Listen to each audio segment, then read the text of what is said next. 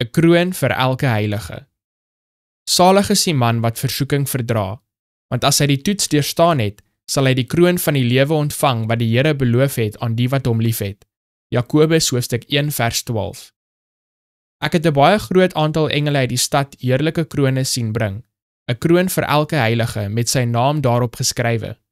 Toe Jesus die krone gevra het, het engele dit aan hom aangebied, en met sy eie regterhand het die lieflike Jesus die krone op die hoofde van die heiliges geplaas.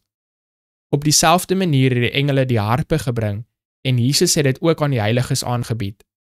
Die gebiedende engele het eers die noot geslaan, en toe is elke stem verhef in dankbare, blye lof, en elke hand het waardig oor die snare van die harp geswaai en melodiese musiek in ryk en perfekte klanke uitgestuur.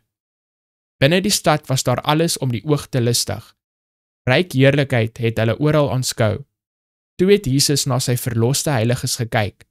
Hulle aangesigte het gestraal van heerlikheid.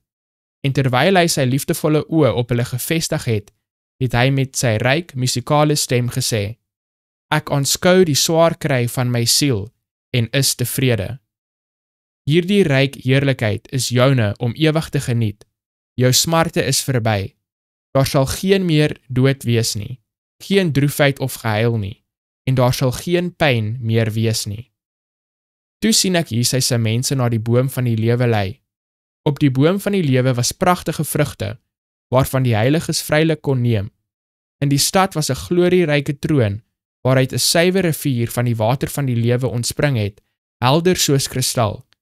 Aan elke kant van hierdie rivier was die boom van die lewe, en aan die oewers van die rivier was ander pragtige bome wat vrugte gedra het.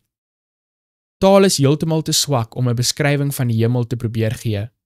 Terwyl die toneel voor my opkom, is ek verlore in verbasing.